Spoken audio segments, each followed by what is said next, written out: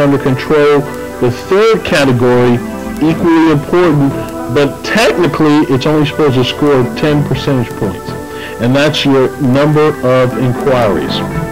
Unfortunately though, this is how inquiries work.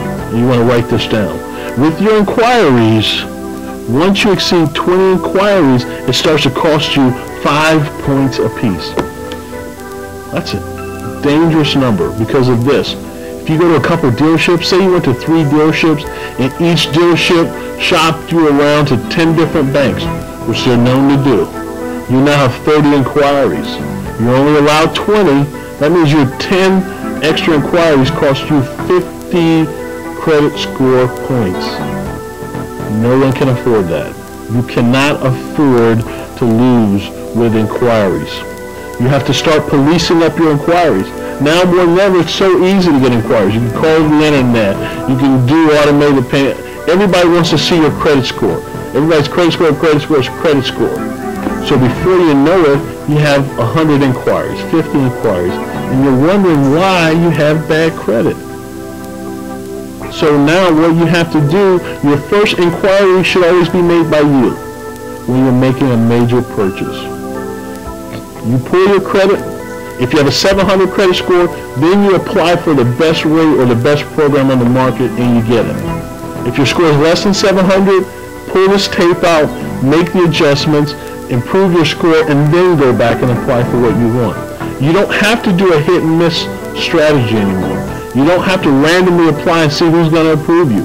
That takes away your negotiation strength. You're paying too much for everything. We want to throw that out. We want to inquire for those items which we truly want and know it and do it with the confidence and knowing that we're going to get it. Because the scoring system knows this.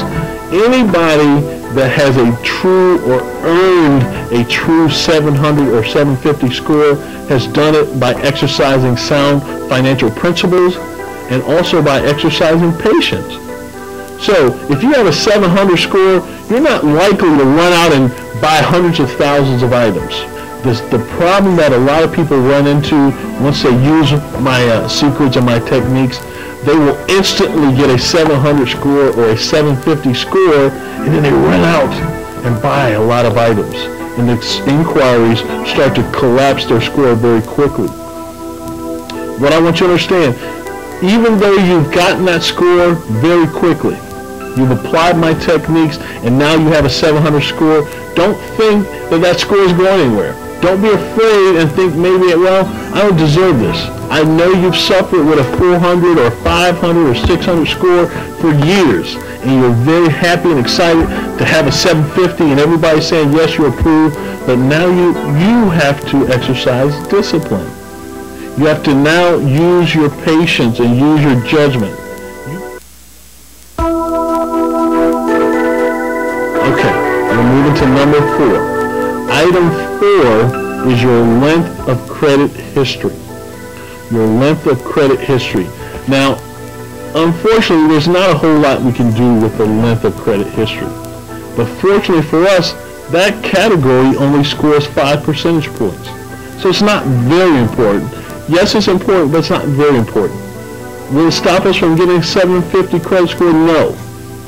Will it stop us from getting a 700? No. So we can still have great credit and just start out. So it's important for you new people or people who have just cleaned your credit. You can have perfect credit in 90 days or less. It won't take you 5 years or 2 years or 3 years. Forget what those credit experts told you. This is how the system works. You can build perfect credit in a very short time because that percentage is very small. It's 5%. Now, there's a couple of factors to keep in mind, though. There's a 4-year rule. With a 4-year rule, all of your derogatory credit scores the heaviest in the first year. But as you approach your 4th year, then it diminishes in its capacity to affect your credit.